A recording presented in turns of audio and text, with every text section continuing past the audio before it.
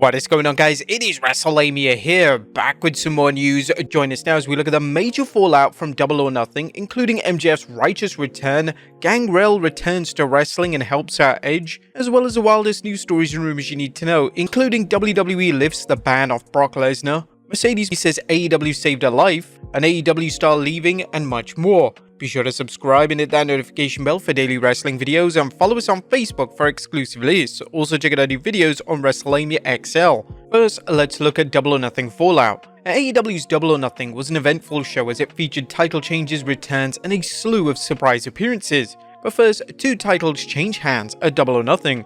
And there were 7 title matches at Double or Nothing, but only 2 wrestlers emerged as new champions. Will Ospreay defeated Roderick Strong to capture the International Championship, while Mercedes Mone defeated Willow Nightingale for the TBS Championship. But now let's look at the good, the bad, and the downright ugly. As always, we start off with the good as number 1, MJF returns. Was that Triple H in the double denim? No, it's MJF after a near 6-month absence from AEW television. Wrestling Salt to the Earth returned with a new look and modified his entrance music. But that was just the beginning as MJF attacked Adam Cole, laying him out with a brainbuster before cutting a fiery promo saying the old MJF is back, and Cole's betrayal reminded him he doesn't need anyone. MJF finally answered the question of where his future home is when he showed off an ankle tattoo that read "Always bet on yourself" and had the AEW logo on it. Thankfully, it wasn't a neck tattoo like Cody Rhodes or the Great Khali, but the segment was an ideal return for MJF, and taking Cole out was a decent, if not great, way to end the Cole vs MJF storyline, which has been snake-bitten ever since Cole's injury. Number 2, some sweet surprise appearances. A Double or Nothing was full of surprises, including an appearance by Gangrel and boxing great Floyd Mayweather. Gangrel showed up during Adam Copeland's match against Malachi Black to even the odds against the House of Black. Fans were thrilled to see Gangrel, especially since Copeland used a lawyer-friendly version of his Brood entrance. Mayweather played a different role, congratulating Swerve Strickland on his win over Christian Cage after Floyd watched the match from ringside. Number 3, banger after banger.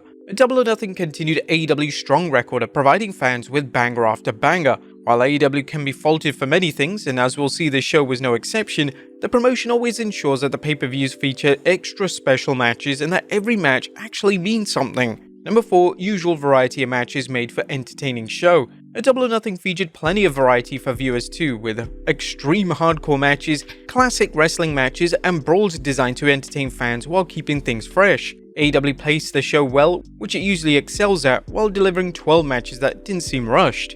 And AEW's women's setup. Last night was a big night for AEW's women's division as Mercedes Mone's first AEW match put the entire women's division under a microscope. Everyone rose to the occasion, including Mone and Willow Nightingale, whose title match was solid. Toni Storm vs Serena Deeb was good despite the clash of styles, and Storm's hit-and-miss record when it comes to good matches. Deonna Purrazzo vs Thunder Rosa was a strong opener on the pre-show, and even the segment where Chris Statlander turned on Willow Nightingale was well executed. Hopefully AEW will start focusing on the women who can actually wrestle and also put Mercedes in the ring more often. But that was a good. What about the bad? As number 1, Tony Khan shouldn't be on TV. Tony Khan showed up at Double or Nothing running for his life as Jack Perry chased him down, but he rolled down the AEW entrance ramp in such a stupid way. It was a wrestle crap level moment that proves he has no business being on the air unless he's going to make an announcement. Number 2, Anarchy in Arena is played out. The latest Anarchy in the Arena match reminds us that some gimmick matches should be one and done. Last night's match was a bit of a mess, with camera operators struggling to keep up with the action while the wrestlers struggled to find new ways to provide new thrills, that being in a more sadistic way. All 8 wrestlers worked hard, but the end result was a bit of a mess that suggests it's time to retire the match. Well, there is one downright ugly, as enough is enough. As good as Double or Nothing was, it was also ugly in many unnecessary risks that wrestlers took throughout the show. Whether it was Big Bill nearly being involved after going through a table, as the big man was just inches away from calling it a day in the ring, or 50-year-old Adam Copeland jumping off the cage to put Malachi Black. Granted, the spots looked incredible. In the R-rated Superstars case, it was a boneheaded move as Copeland not only jumped off the top of the cage, but he landed on both feet, potentially putting his knees and ankles and who knows what else at risk due to the height and momentum. And never to be outdone, Darby Allin showed up with a flamethrower during the Anarchy in the Arena match, setting Jack Perry on fire until the Young Bucks put him out with a fire extinguisher. While fire has been used in wrestling before, and we have seen the odd fireball or two in WWE, that stuff is goofy in WWE and has no place in AEW. Worse, you have to ask whether it will take a wrestler getting third-degree burns before AEW stops pushing its luck. While some fans and observers believe these bumps are acceptable as long as the wrestlers are willing to take them, others criticize AEW for letting things get out of hand. Fortunately, no one has been seriously injured or worse, but it seems like only a matter of time. AEW can try to mitigate the risks involved, but when it comes to things like flamethrowers, should wrestlers even be taking these risks in the ring? What would you guys think? Let us know in the comments down below. Now, let's move on to the news.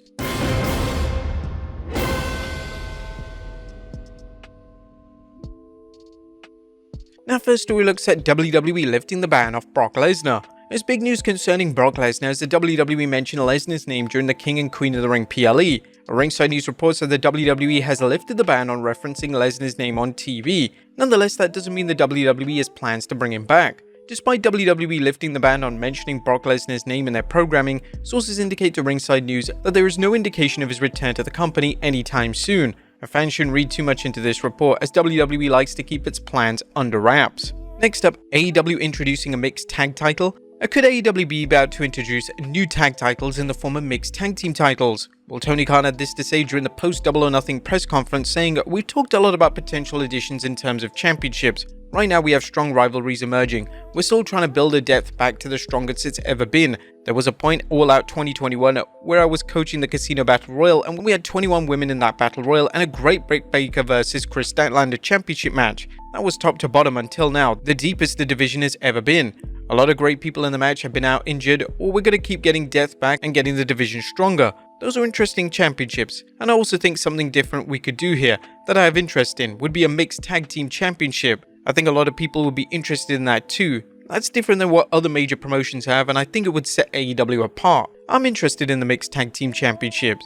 Should AEW have them? Let us know in the comments down below. Next up, Mercedes Mone talks AEW saving a life. Some bold words from newly crowned TBS champion Mercedes Mone as she told the media after Double or Nothing that, "Since I was a little girl, wrestling has not only changed my life but saved my life. Coming here to AEW has saved my life. Tony has given me new hope, new dreams, new chances, new opportunities. And tonight being here in AEW celebrating 5 years of AEW, being here with Willow, who's legit one of the greatest women I've stepped in the ring with, like, wow, I've been doing this for 14 years and she is legit." Not surprisingly, Mone also put over her new wrestling home, and I think we showed the wrestling world that this is not the only place. AEW is where the best wrestle, and we had the greatest show tonight. 5 years of a credible company where we cannot be denied, and we're just going to show wrestling fans around the world that this is the place to celebrate wrestling because this is the best place to be. And finally, Mark Henry leaving AEW. It looks like Mark Henry isn't staying in AEW. Fans began wondering what both AEW and Henry intended to do as the World's Strongest Man contract was coming to an end, but he revealed on Busted Open Radio that, "Well Dave, you know my impending contract status has reached an end. My contract with AEW is set to expire tomorrow the 28th. I wanted to address that matter." Tony Khan said at the press conference that he was very happy and proud of what we did together, and I feel the exact same way. I appreciate everything that happened at AEW with Tony Khan and the Khan family. I had a great experience and I do feel it's time for me to take more time to handle the MarkHenry.com and the remarkable brand and focus that attention on what my next steps are. And I'm not going to be renewing my deal. It's a mutual thing. If I can't dedicate 100% of myself, then it's only fair for both parties to end the relationship on a positive note. Henry praised AEW for his time in the company and what he was able to accomplish. While he didn't get to do everything he wanted to do in AEW, he said he's ending things on a good note. But there you have it folks, our look at Double or Nothing as well as the wildest news stories and rumors you need to know. Be sure to leave your comments down below and I'll see you next time with some more wrestling content.